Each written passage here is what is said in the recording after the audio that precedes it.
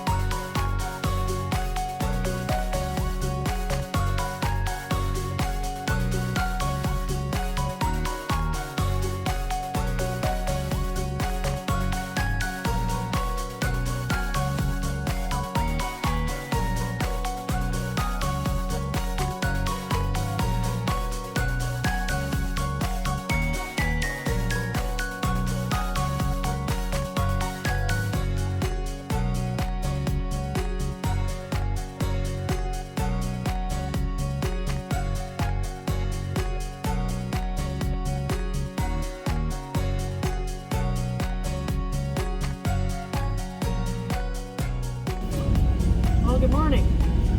Morning. We got a lot to talk about today. First day was pretty cake. We made it to Belleville and stayed the night there. The next day, it rained and poured and stormed and was just kind of in general nasty.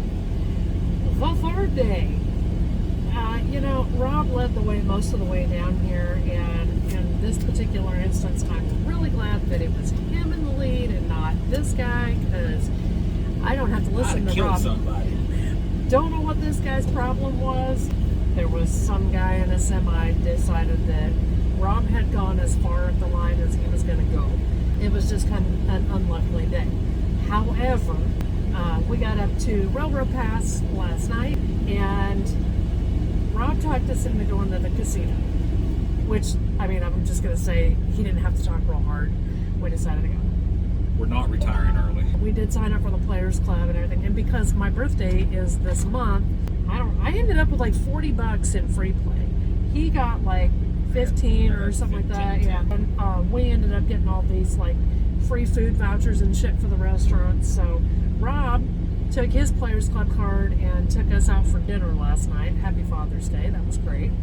And then I took everybody out for dessert last night to celebrate my birthday. So we had these great, big, huge, awesome brownie sundaes. They were good. They were good. We had kind of an early night last night. I tell you, this dry desert air. Oh, they tell you it's a dry heat. Well, it is. It's true, but it wreaks havoc on the skin. Both of us have had bloody noses If because you're somebody it's so that dry. doesn't come out here very often, Yeah. all through your nasal cavity will sinuses, dry out. yeah. You'll get a bloody nose pretty easy. Yeah. So yeah, this morning I woke up, I was all clogged up and Oh yeah, me looked too. like somebody killed somebody with my nose. Yeah, me too. Bloody boogers. They're just great. So anyway, we are now over here at Americold. We are 3 hours early. We're backed into a door. We're backed in, waiting Sort on of. them to come out, verify the seal, get our paperwork. So we may be here An hour. an hour, maybe here 5 hours. Our appointment for pickup is over at the Wells plant. Our At next pickup 4? is 4 p.m. 5 miles away at 4 p.m. So as long as we're out of here by 3:30, we should be okay.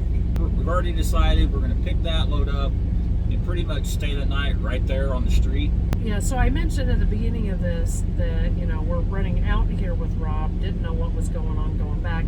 Turns out his load picks up at like 6 o'clock tonight at the same place. Rob is having some issues with his reefer, and he's been told to just ride it out and see what happens. So I don't know how far we'll make it back with Rob. Hopefully all the way. And then maybe that trailer can just go into a shop at home. Oh my goodness. I don't know where that came from. Out of your braid. I guess I need to redo his hair, so we will probably see you guys later on down the road. Bye!